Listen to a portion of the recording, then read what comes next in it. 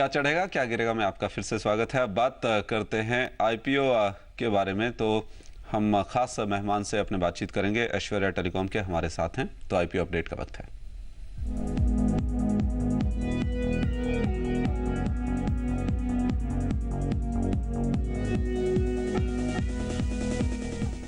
मेरे सहयोगी रितेश भी हमारे साथ हैं न्यूज़ रूम से और वो आपको बताएंगे इस कंपनी के बारे में भी कुछ। आज इस कंपनी का आईपीओ जो है उसकी आखिरी तारीख है। 32 से 35 रुपए का प्राइस बैंड है।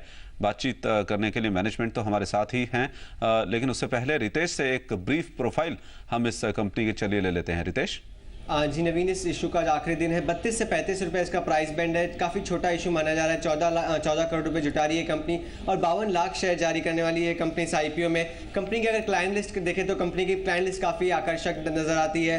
बीएसएनएल, टाटा टेली और भारतीय टेलनेट जैसी बड़ी कंपनीज जो है, टाटा कंपनीज जो कि है कंपनी की क्लाइंट लिस्ट में शामिल है। और कंपनी की और भी बड़ी छोटी कंपनीज जो हैं वो उसके क्लाइंट लिस्ट में है। तो काफ़ी आकर्षक कंपनी की जो क्लाइंट लिस्ट है फिलहाल नजर आती है। कंपनी अच्छा खासा जो प्रोडक्ट्स है वो एक्सपोर्ट भी करती है। कंपनी दुबई, चेक रिपब्लिक, ताइवान, फ्रांस वगैरह जैसी जगहों में, और काफ़ी ज़्यादा रेवेन्यूज़ जो है कंपनी का वो एक्सपोर्ट के ज़रिए भी आता है। अगर रकम के इस्तेमाल की बात करें, जो कंपनी रकम जा रही है आईपीओ के ज़रिए से, वो रकम जो कंपनी ज़्यादातर जो R&D फैसिलिटीज़ में कंपनी खर्च करने के प्लान बना रही है।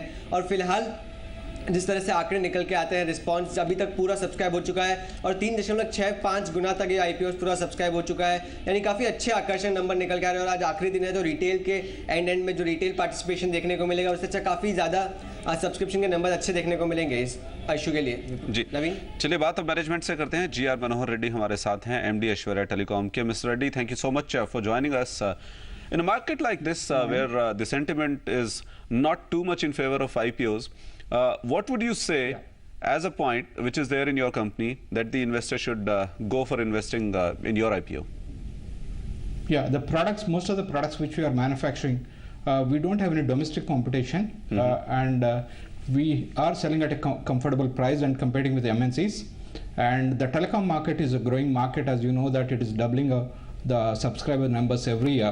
So and they have to increase their telecom networks exponentially, and network testers are required to test the networks. So and we have planned this IPO, and it's a time bound where we have to grow aggressively. The project has to be finished. Since the IPO size is very small, and we are looking for a PE of 5 rupees, 5 PE with from the investors. So we thought that we'll be able to finish the issue without any difficulty, and it's already oversubscribed by 4 times. You're saying that you have no competition at all in the domestic market. So who are your major customers in domestic market and also in countries overseas? Yeah, telecom gives about 70% revenues. Defense gives about 22%. Railways gives about 5%. The balance is from education institutes, cable TV operators, ISPs. Exports we do about $100,000, but we are not concentrating on exports much because of not having a good network abroad. Could you give us some names of your customers? Yeah, the BSNL is the biggest customer. Second biggest customer is Defense Labs, and Tata Tele, Airtel, Reliance, Vodafone, Idea, MTNL. So you almost HFCL, have every domestic Ericsson. telco which is a customer of yours. Now, talking about the contribution, who is the largest contributor to your revenue in terms of your customers? Is it BSNL? BSNL is about 40%. How much? 45%. And rest, how much is 40. the defense? Defense is about 22 or 21% approximate. Okay. So on a company like BSNL, which is a government player, don't you think that the dependence is a bit too much? Earlier it was about 75%. We are reducing the dependence on BSNL day by day, increasing our reach to the companies like switch companies like Ericsson, Motorola, Nokia, and also the new operators and other telcos like Reliance, Tata Tele, Airtel, Vodafone, VSNL, etc. At present, if you don't have any competition right now, but do you expect any competition to arrive in India? Because if it's a growing market and if your products are in demand and you have almost all your telcos as your customers, so do you expect some competition to come in this field? Yeah, if somebody takes about a few years on designing products and spend time, yes, definitely something can come up. It's a value chain. We'll be designing new products, which is MNC culture. We'll be going to high-end testers. Ritesh, आप बता रहे थे to कि increase our revenues and profitability. Okay Ritesh, आप बता रहे थे कि जिस तरह से कंपनी का कारोबार है डोमेस्टिक मार्केट में काफ़ी स्ट्रांग है, तो इस पर एनालिस्ट क्या खास पॉइंट्स बता रहे हैं ध्यान में रखने के लिए? फिलहाल नवीन, जिस तरह से हमने कुछ जो एनालिस्ट से बात करी है उनका तो यही निकल के आता है कि छोटा इशू है, इसलिए ज़्यादा कोई प्रॉब्लम नहीं आनी चाहिए और काफ़ी अच्छी तरह से सब्सक्राइब भी हो जाएगा, हो चुका है रादर इस तरह से, और जो रिटर्न्स है वो अच्छे खासे मिल भी जाएंगे शुरुआती लिस्टिंग की। तो वो अगर बात करें और फिलहाल जिस तरह से मार्केट कंडीशन जो सुधर गए हैं, हाल के लिए तो सुधर गए हैं मार्केट कंडीशन, तो उसके लिए अच्छा खासा रिटर्न जो है एटलीस्ट लिस्टिंग रेंज में मिल जाएगा।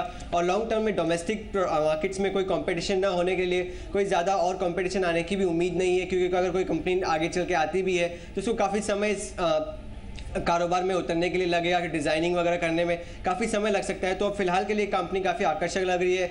जैसा कि एक बात है कि डोमेस्टिक में कोई कंपटीशन नहीं है और आने वाले समय में कोई ज़्यादा इतने थोड़े समय में कोई कंपटीशन आने की उम्मीद भी नहीं है इस तरह से।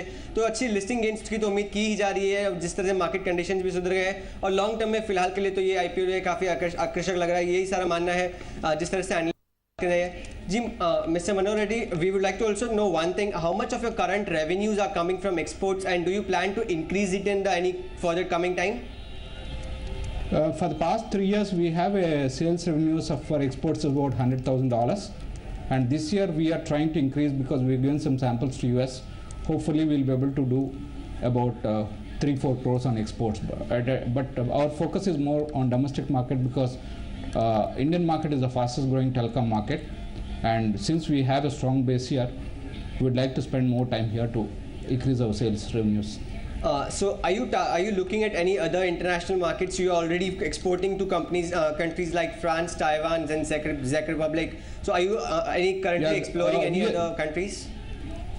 No. Normally these customers who are buying, they are giving repeated orders, but we are not putting any great efforts because we have to set up an office and give service support, because test equipments requires service support.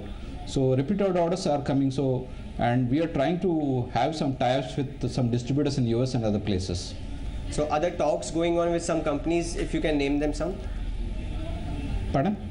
Can you name some of the companies, if there is some talks going on with the American companies regarding distribution and stuff? So if you can name them some companies, if the talks are going on? As per SEBI guidelines, I'm not supposed to talk because I've not mentioned this. Okay. It is an American company. Yeah. Mr. Reddy, so what are the other countries that you're exploring in times to come? Mostly we'll be concentrating on America. No countries in Europe or Asia Pacific? Yes, Asia Pacific already we are doing for past 2-3 years, and some Indian companies are doing turnkey projects. They buy in Indian currency, which we don't consider as the export revenue, which will be about 1 crore plus, and through them we are quoting because we don't have presence in other countries. Since you're saying that you are the dominant player here, and what is the kind of margins that you enjoy, because the pricing should be in your hands in case you are a dominant player? Yeah, manufacturing we have about 45%. And we also trade some products which we don't manufacture. It's a high-end testers where the margin varies between 15 to 30%.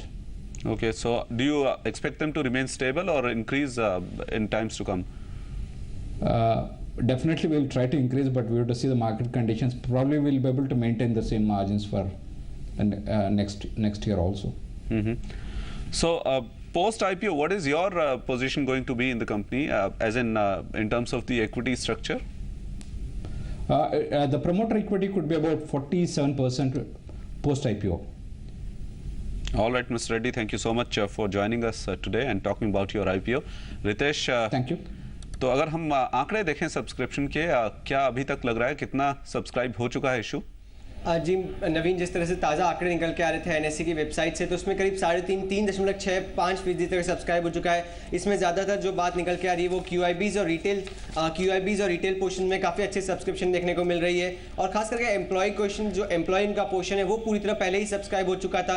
काफ़ी पहले दिन ही लगभग हमने देखी थी कि employ portion जो है वो पूरी तरह सब्सक्राइब हो चुका था। और खास करके रिटेल में, क्योंकि छोटा जो प्राइस बैंड होने की वजह से रिटेल पार्टिसिपेशन काफ़ी ज़्यादा अच्छा देखने को मिला है अभी तक, और आज आखिरी दिन है तो और भी ज़्यादा और पार्टिसिपेशन नंबर जो है इंक्रीज होते हुए आने वाले समय में देखेंगे। और QIBs की अगर खास करके बात करें तो ऑलरेडी पूरी तरह सब्सक्राइब हो चुका है। यहाँ पे भी काफ़ी एक अच्छा रुझान जो है QIBs का देखने को मिला है। और कंपैरेटिवली अगर इंस्टीट्यूशनल इन्वेस्टर्स की अगर बात करें तो उनका रुझान थोड़ा सा कम देखने को मिला है इस पर्टिकुलर IPO के लिए फिलहाल के लिए। जी चलिए, शुक्रिया रितेश आपका भी इस तमाम जानकारी के लिए। एक छोटा सा ब्रेक हम लेंगे और उसके बाद बाजार का हाल जरा देखेंगे कैसा है। अभी 280 अंक ऊपर है सेंसेक्स, लेकिन कौन से काउंटर्स चढ़ रहे हैं और कौन से गिर रहे हैं, ये क्या चढ़ेगा क्या गिरेगा, मैं एक ब्रेक के बाद।